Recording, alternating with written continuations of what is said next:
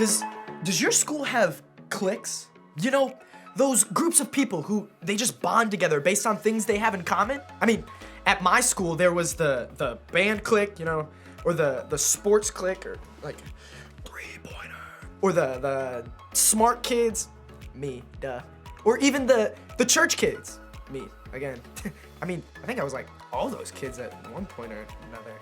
See, while you might get along well and have a ton in common with the people in your clique, you might have a lot of strong opinions about the people in other cliques, the ones who are maybe a little different from you. So in middle school, I had my group of friends, there were whatever, there were a bunch of groups of friends, basically whoever you sat with at the lunch table, right? You know what I'm talking about. So there's this one kid, we'll call him Joe. Now Joe, he was not a part of my clique. We didn't really hang out that much. When Joe and I did hang out, it wasn't really the best of times. See, Joe wasn't really nice, like, at all. So anytime I would run into Joe, do you think he was handing out candy bars? No. Joe was actually kind of a bully. And not only to me, but a couple kids in our grade. And every time I ran into him, I thought, this kid is just a big meanie. Man, he's just the worst. How could anybody ever want to hang out with him? This kid was just never fun to be around. He was never nice to anyone. I mean, this guy was just kind of mean. He was rude, impolite, young gentleman. Here's the truth. We all have those kinds of opinions about other people, right? I mean, oftentimes it's easy for us to form opinions or assume we know things to be true about people who are different than us. I mean, sure, we don't know them all that well, but we definitely think we do. And what we think to be true of them becomes our opinion of who they actually are. Think for just a minute about the cliques in and around your school. You probably have assumptions or opinions about each and every one of them. Maybe you've thought things like, the rich kids are, all the people on the sports teams are, the smart kids are, those cheerleaders are, the band kids are. And I bet right now you're filling in each of these blanks with what you think you know about each one of these groups of people. I mean, we all do it. Even here at church, I bet you found yourself looking around and noticing cliques or groups of people and have thoughts like, the kids who always come to church, or those students from school, they're always, or those kids in the younger grades, they are always, again, we form opinions about these people based on our assumptions. And just like that, our opinions become facts. And what's really tricky is that those opinions or assumptions come from all kinds of places. Maybe you think something about a certain group of people because of a past experience you had. Maybe they bullied you, or hurt you, or embarrassed you, or just weren't all that kind. Maybe you saw them act a certain way or do a certain thing, but whatever it was, that experience shaped your opinion. Or maybe for you, it really is just an assumption. You don't actually know the things you believe or think about that person or group of people are true. You just think it might be true. And for you, that assumption is enough to change your opinion. Or maybe for you, it's an opinion based in jealousy or insecurity. Yep, me? Jealous? Insecure? Never. A lot of the time, actually. Those other people have something you want or wish you had.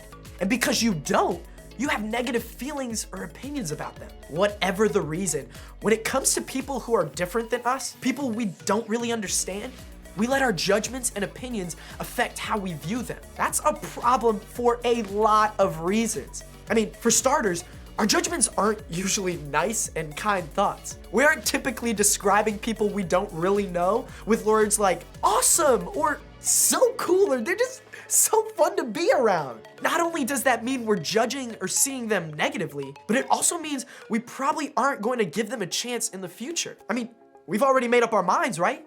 We don't need to get to know them or learn anything else about them because in our minds, we already know who they are. But here's what I think we're missing. When we base our view of someone else on one experience or one opinion or one assumption, we aren't seeing the whole story. We aren't seeing the whole person. Okay, so there's a story in the Bible that I think can help us change the way we see other people. It's found in the book of John, which was written by one of Jesus's closest friends and followers named John. Duh. John was one of 12 men who walked closest with Jesus and learned from him during his ministry on earth. John wrote down what he actually saw, heard, and experienced as a follower of Jesus. And that's what we have to look at today. When we pick up our story, Jesus was teaching to a group of people when several religious leaders interrupted him with a question. "Teacher," they said to Jesus, "this woman was caught in the act of adultery. The law of Moses says to stone her. What do you say?" So basically, these religious leaders came to Jesus with a question about a woman who was caught sleeping with someone who wasn't her husband. That's so awkward. And the religious leaders, they knew the rules. They understood what the law said. Back then, when somebody committed adultery, they'd be stoned. And that basically means people would literally throw stones at them until they died. What?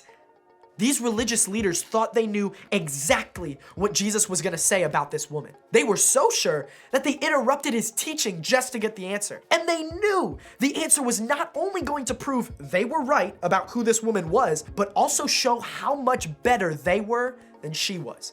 Now, can we all admit that we, just like the religious leaders, have a tendency to think better of ourselves than we do about others? We tend to see what other people do or who they are much differently than the way we see ourselves. And because of that, we've put space between us and them. We let our opinions and judgments define who they are, and we slowly move ourselves away from them. That's exactly what these religious leaders were doing with this woman. That's probably what they thought Jesus would do too. Instead, Jesus did something I don't think anybody expected. The religious leaders kept demanding an answer. So he stood up again and said, "All right, but let the one who has never sinned throw the first stone." Then he stooped down again and wrote in the dust. My man had no time for these guys, not enough time. He sat and wrote in the dust. See, Jesus challenged these religious leaders to look inward at themselves and their own sin instead of just judging others. Jesus told them that the one who hadn't sinned, who had never messed up or ever made a mistake or ever done anything wrong, was the only one who had the right to throw a stone at this woman. And as you can imagine, no one there besides Jesus fell into that category.